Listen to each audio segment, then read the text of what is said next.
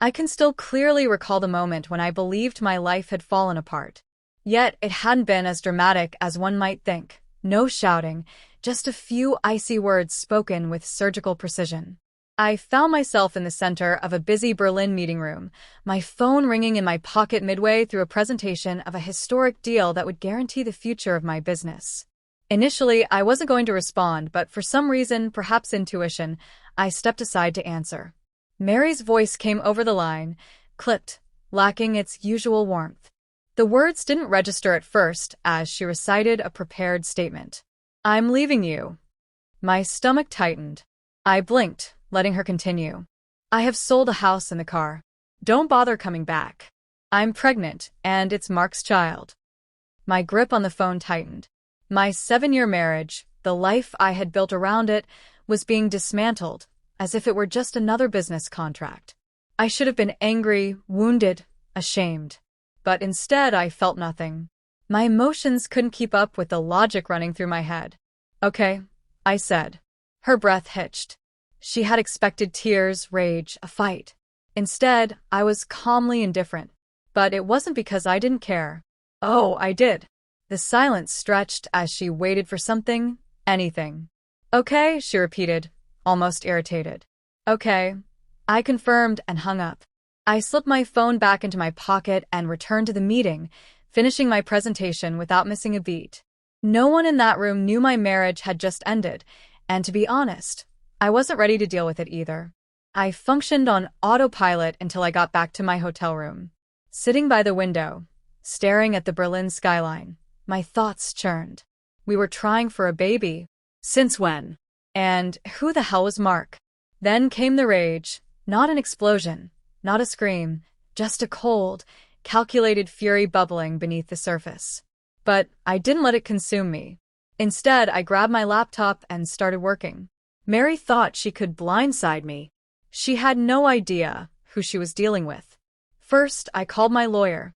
"Andrew, I need you to stop the sale of my house immediately." His voice sharpened. "What's going on?"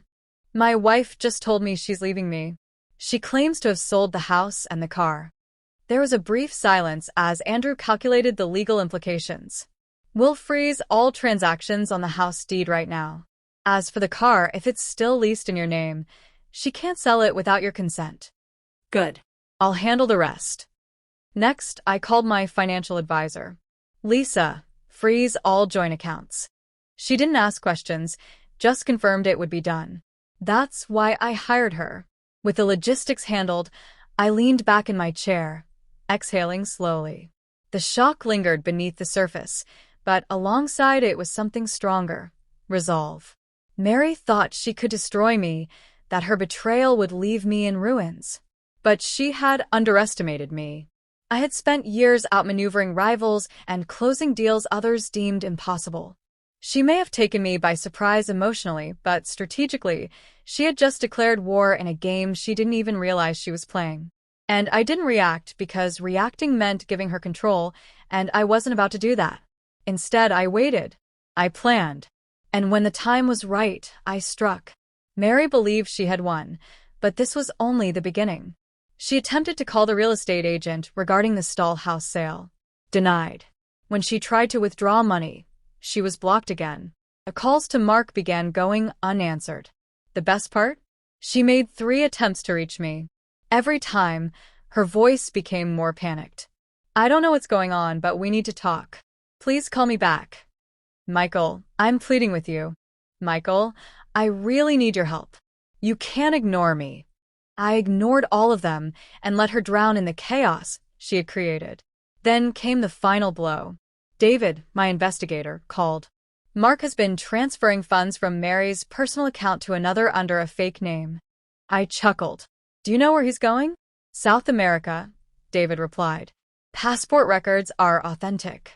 I nodded, exhaling slowly. Let him go. Mark would get what was coming to him. And when he finally vanished, Mary would be left on her own, impoverished, pregnant, and trapped in a house that was no longer hers. A shattered facade of the life she thought she was securing. I nearly felt sorry for her. But the truth was, her downfall wasn't an accident. It was the result of her own choices, her own greed and betrayal. I simply let her ruin herself. As my jet touched down, home felt unreal. I wasn't just returning to the life I had left weeks earlier. I was stepping onto a battlefield. But the conflict had ended before it even started. I had already won, and Mary didn't even know it. I kept my emotions in check as the flight attendants made their final announcements.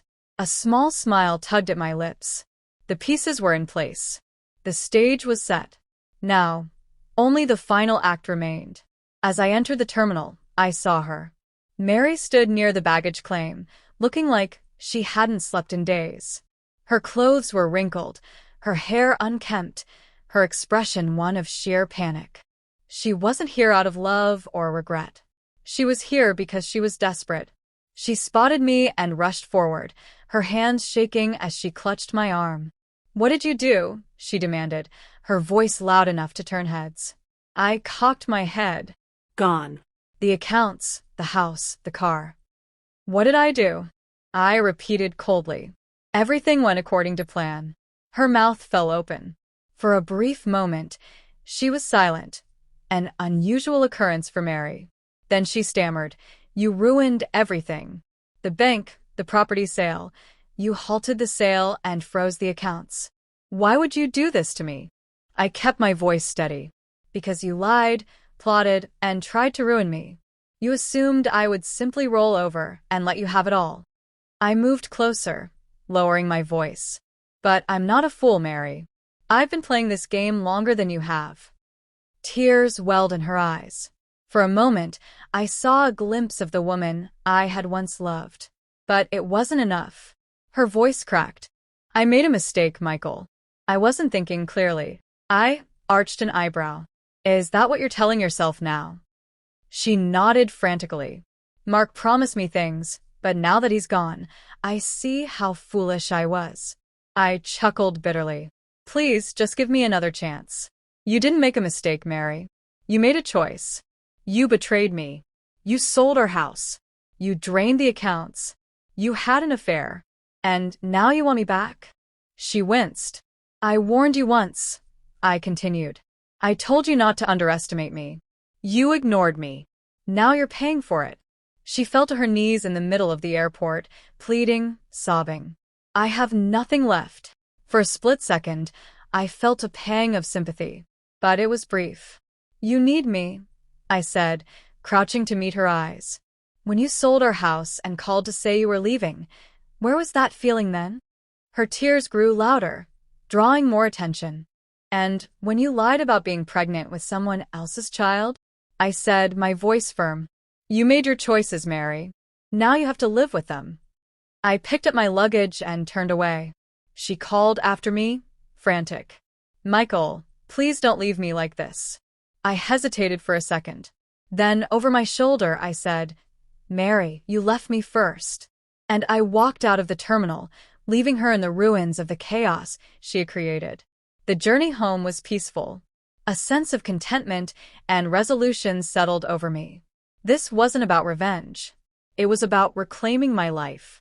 Mary had tried to break me, but in the end, she had only made me stronger.